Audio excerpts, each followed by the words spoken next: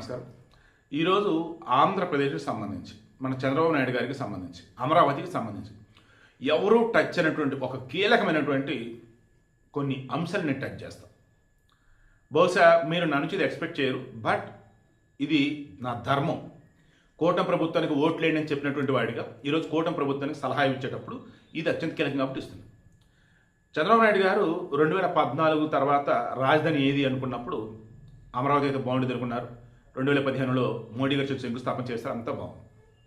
అయితే 2019 నాటికి జగన్మోహన్ రెడ్డి ముఖ్యమంత్రి అయ్యే నాటికి అమరావతిలో కనుక బిల్డింగ్లు ఏవైతే అవన్నీ శాశ్వత నిర్మాణాలే, కానీ అందులో ఉన్న ఆఫీసులు ఏవైతే ఉన్నాయో అవన్నీ శాశ్వతం కాదు, టెంపరీ. బిల్డింగ్లు పర్మనెంట్, బట్ లోపల ఉన్న ఆఫీసులు టెంపరీ. దాంతో జగన్కి ఏం దొరికింది? అసలు ఇక్కడ ఒక పర్మనెంట్ బిల్డింగ్ కూడా అవ్వలేదు, ఇంకెందుకు ఇక్కడ రాజధాని మొదలెట్టాడు. అదే చంద్రబాబు నాయుడు గారు 2015లో శంకుస్థాపన అంటే అక్టోబర్, సరే 2016 నుంచి పనులు వేగమైనవి. 16, 17, 18, 19 ఎన్నికలంటే వదిలేద్దాం, 3 సంవత్సరాలు. ఆ 3 సంవత్సరాల్లో ఖచ్చితంగా సెక్రటరీ బిల్డింగ్లు కావచ్చు, గవర్నమెంట్ ఆఫీసులు కానీ ఏ ఒకటి పర్మనెంట్ ఖచ్చితంగా అయ్యేవి. అవి ఆయన చేయలేకపోయాడు. మేబీ స్లోగా చేద్దాం, మరలా మనమే వస్తామని ధైర్యం కావచ్చు, బట్ తేడా కొట్టేసి ఇప్పుడు 2024 ఎన్నికలలో ఆయన గెలిచిన తర్వాత గెలవడానికి ముందైనా సెకండ్ ఫేజ్ ల్యాండ్ పూలింగ్ అని చెప్పేసి ఆయన ఎక్కడ చెప్పలేదు.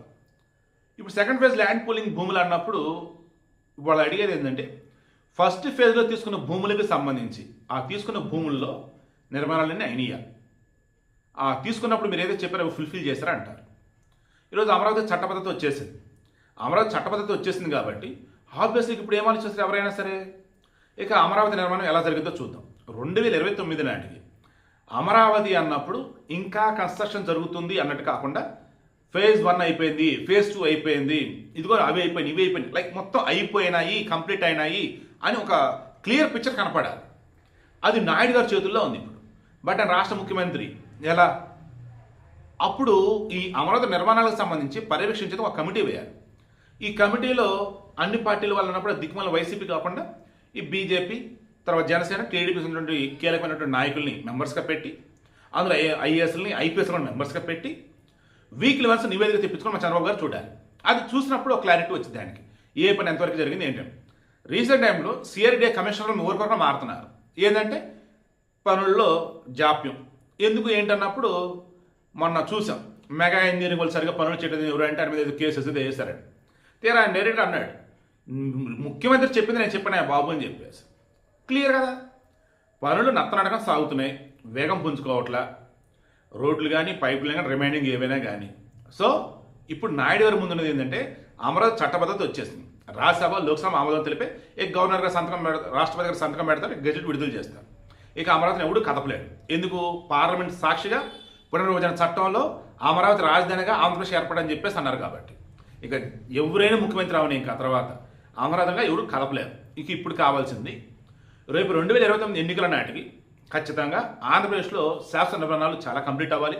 రోడ్లు, డ్రైనేజీలు అన్నీ పర్ఫెక్ట్గా ఉండాలి. అన్నిటికి సంబంధించి ఫేజ్ 1లో సూపర్ అన్ని వాడేశారు భూములు, ఇక ఇప్పుడు ఫేజ్ 2 భూములు అన్నప్పుడు ఎస్ మేము ఇవ్వలేకపోయామయ్యా, సారీ ఇదిగో ఇప్పుడు ఇస్తామని ముందుకు రావాలి. ఆల్రెడీ ఫేజ్ 2 కింద ఇవ్వడానికి రెడీ ఉన్నారు, బట్ వాళ్ళు ఇంకా భయపెడుతున్న అంశాలు కొన్ని ఉన్నాయి. అవి ఏంటంటే ఇన్కంప్లీట్గా ఉండటం. జగన్ లాంటి వాడు వచ్చేసి మరలా ఆ టాపిక్ టచ్ చేద్దాం అనుకున్నాను కదా, బట్ సందర్భం టచ్ చేస్తాను అంతే. ఆయన లాంటి వాడు ఇప్పటికి మేము అమరావతికి వ్యతిరేకం అన్నట్టుగా మాట్లాడుతూ మరలా మావిగానంటూ కొత్తది ఏదో చెప్తూ ఇలా హడావుడి చేస్తున్నారు. కాబట్టి సింపుల్ ఏంటంటే ఇంకా అమరావతిని వ్యతిరేకిస్తున్న వాళ్ళు ఉన్నారు. ఇటువంటి మూమెంట్లో ఇక అమరావతికి తిరుగులేదు అన్నట్టుగా చూపగలిగితేనే, ఆ రకం పనులు జరిగితేనే రేపటి రోజు ప్రజలు సంతోషంగా మరలా ఓట్లేస్తారు, భూమి ఇవ్వాల్సిన వాళ్ళు ఇస్తారు. ప్రపంచవ్యాప్తంగా తెలుగు వాళ్ళంతా కూడా శభాష్ నాయుడు గారు అంటారు, శభాష్ కూటమి ప్రభుత్వం అంటారు. సో వీడికి ఇంట్రెస్ట్ మీకు అర్థమైంది అనుకుంటున్నాను. చంద్రబాబు గారికి అసలైనటువంటి సవాల్ ఇప్పుడు మొదలవుతుంది. అమరావతిలో నత్తనక పనులు కాదు, త్వరితగతిన పనులు జరగాలి, నిర్మాణాలు పటిష్టంగా ఉండాలా, నాణ్యత పనులు జరగాలి. మొన్న పైపులు కూడా తగలబెట్టి, ఎవడు తగలబెట్టిందంటే వాచ్మెన్ అంట. ఏంటి చూడండి అసలు. సో మున్సిపల్ శాఖ మంత్రి నారాయణ ఆయన దృష్టి అంతా మరి దీని మీద పెడతాడు, ఓవరాల్గా మరి మున్సిపల్ శాఖ కాబట్టి అన్నిటి మీద పెడతాడా. ఇక నాయుడు గారు ఆయనకి ఎస్ఎన్ చేసి దాని మీద ఉంటుంది. నేనైతే చెప్పదలుచుకుంది, చంద్రబాబు నాయుడు గారికి అసలు పని ఇప్పుడు మొదలైంది. అమరావతి నిర్మాణం వేగవంతం చేయాలి, శాసన నిర్మాణాలు అన్నీ కూడా బ్రహ్మాండం కంప్లీట్ కావాలి.